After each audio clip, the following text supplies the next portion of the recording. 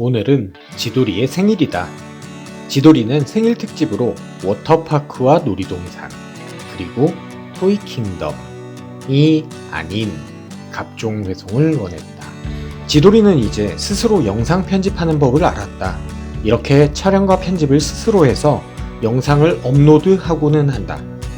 물론 스마트폰에 있는 기본 편집 툴이지만 내가 바쁘다는 핑계로 영상 편집을 안 해주니 스스로 길을 찾았다. 역시나 인간은 결핍이 있어야 발전하는 것 같다. 세상에는 희소성의 원칙이라는 것이 있다. 인간의 욕구를 충족시켜줄 대상이 한정되어 있다면 그 가치가 올라가는 것을 말한다. 쉽게 말해서 레어템 말이다. 고가의 명품도 이런 희소성으로 유지되는 레어템인 것이다. 기차를 좋아하는 사람들의 입장에서는 이만한 레어템도 찾기 힘들 것이다. 바로 갑종회송 말이다. 일반적으로 대중들이 이용하는 열차들이 공장에서 생산되어 실제로 운행되는 곳으로 배송되는 것이 바로 갑종회송인데, 정기적으로 있는 열차편도 아니고 딱히 방송이나 홈페이지상에 미리 예고해 주는 것도 아니기 때문에 이를 찾으러 다니는 것은 매우 어렵다. 지돌이가 기차를 보러 어딘가를 가자고 하면 귀찮은 마음이 더 큰 것이 사실이다. 구경하라고 만들어 놓은 전시품도 아니고 계속 움직이는 대상이기에 찾기가 쉽지 않다. 그리고 안전을 위해 설치해 놓은 가림막 등은 열차를 구경하기에 좋지 못한 경우가 많다. 그래도 나는 현대문물을 잘 활용할 줄 아는 영4D다. 로드뷰라는 엄청난 스킬을 활용하여 촬영 포인트를 찾을 줄 아는 센스 있는 아저씨인 것이다. 놀이공원이나 워터파크의 엄청난 인파와 90년대에 멈춰있는 놀이공원 입장료에 대한 나의 상식을 생각하면 이 얼마나 고마운 일이 아닌가 싶기도 하다. 적어도 교통비 말고는 돈이 들지 않는 생일 파티인 것이다. 용인이나 잠실에서 군대 훈련소 취사방 같은 줄을 서서 미국 뉴욕 맨하탄 수준의 밥값을 내야 하는 놀이공원에 비하면 이곳 금천구청역 근처의 식당에 가면 골든벨도 울릴 수 있을 것 같다. 나도 어린 시절 기차를 좋아하기는 했지만 지금의 내가 그 시절의 느낌을 가지고 있지는 않다. 그저 나는 지돌이의 영상 촬영 보조와 편집자로서만 따라다닐 뿐이다. 이는 또 다른 노동이나 마찬가지일 테지만 지돌이의 아빠라는 하나의 타이틀이 더 있지 않겠는가? 지돌이가 원하는 것을 보고 행복해하면 나도 행복해지고, 원하는 것을 이루지 못하면 다른 대안을 찾아야 하는 슈퍼 을이다. 지돌이는 기차를 찍고 나는 그 지돌이를 찍는다. 우리는 모두 자신이 사랑하는 존재를 찍고 있는 것이다. 그것만으로도 충분한 것 같다는 생각이 든다. 물론 이렇게 지돌이를 따라다니다 보니 기차에 대한 나름 전문적인 지식을 정말 어깨너머로 배우고 있다. 아니, 배움을 당하고 있다. 세뇌교육이 참으로 무섭다. 지돌이가 찍고 싶어한 갑종회송 열차는 무려 94분이나 지연되어 운행되고 있었다. 그 지연 정보는 실시간으로 바뀌기에 우리는 이미 2시간 전에 이곳에 도착해서 기다리고 있었다는 말이다. 34도의 날씨와 90%를 넘는 습도에 계속해서 기차를 기다리지만 지돌이는 열정이 가득하고 나는 저혈당으로 손끝이 떨리기 시작한다. 하지만 지돌이뿐만이 아니라 내 입장에서도 2시간을 기다렸는데 포기하고 갈 수는 없다. 금천구청역 인근의 산책로인 이곳은 장기와 바둑을 두시는 할아버지들이 참 많고 화장실에는 에어컨이 나오고 있다. 나는 그 화장실에 잠깐 대피하기로 했다. 바둑과 장기를 두며 소일하시는 할아버지들을 보면서 나도 노후를 대비하기 위해서 스타크래프트 연습을 좀 많이 해놔야겠다는 생각이 들었다. 우리 세대가 나이가 들면 노인정에 모여 스타크래프트로 시간을 보내지 않을까 추측한다.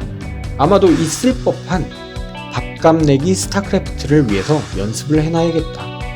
하루 3끼 중에 한 끼를 스타크래프트로 해결하려는 노후 대비 계획을 세우고 있는 걸 보니 지금 이곳이 덥긴 너무 더운 것 같다. 수없이 많은 열차들이 지나가는 이곳은 정말 좋은 촬영 포인트이긴 하다. 지돌이의 기차 사랑으로 전국 방방곡곡 열차로 유명한 곳은 참 많이 다녔지만 열차의 빈도나 다양성, 그리고 가시성, 그리고 출입을 통제받는 곳이 아님을 고려하면 거의 최고의 열차 관람 포인트가 아닐까 생각한다.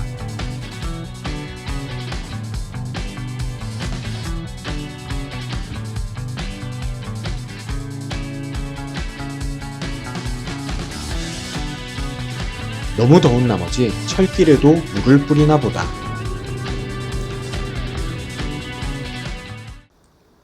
드디어 그렇게 기다리던 갑종회송 열차가 오고 있다.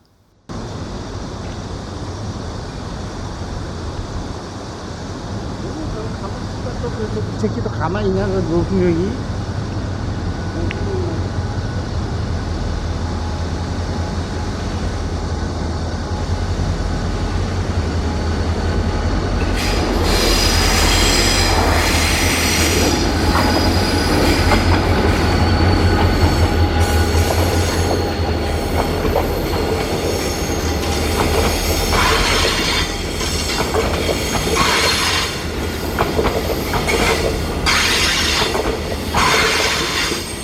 사실 촌각을 다투는 열차가 아니기에 아마도 다른 열차들 다 비켜주고 오는 것 같다는 생각을 한다.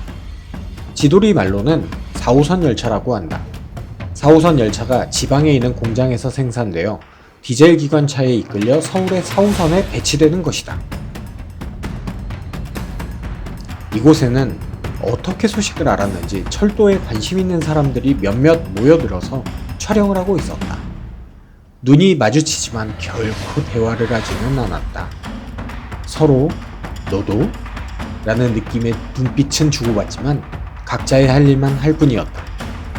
지돌이 아빠인 나는 직접 촬영을 하진 않고 드론으로 어디쯤 오는지 미리 정찰을 하고 있었는데 열차가 보이는 순간 지돌이한테 온다!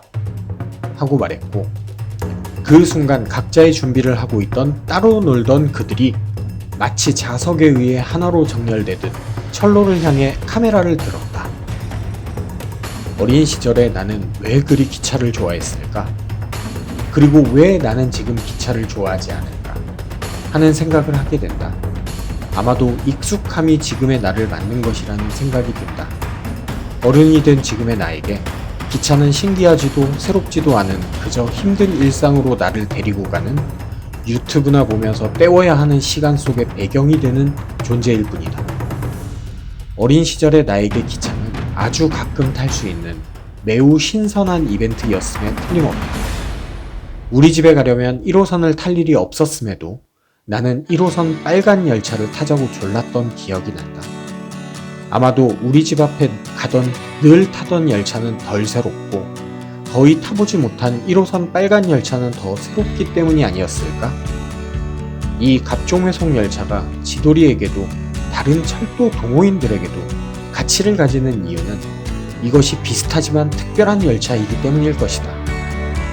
매일 고된 몸으로 타야 하는 출퇴근길의 지하철은 빨리 탈출하고픈 일상일 뿐이지만 그 지하철의 앞부분에 디젤 기관차 한 대가 붙어 있다는 사실만으로 지돌이와 우리 가족 그리고 이름 모를 철도 동호인들을 34도의 무더위에 2시간 동안 기다리게 만드는 엄청난 레어템이 되어버린 것이다. 이 갑종회송 열차를 바라보며 내 어린 시절 그토록 갈망하던 빨간색 1호선을 떠올려 본다. 내 마음속의 갑종회송은 아마도 그 빨간색 1호선 열차가 아니었을까 하는 생각을 하며 오늘 영상을 마무리한다.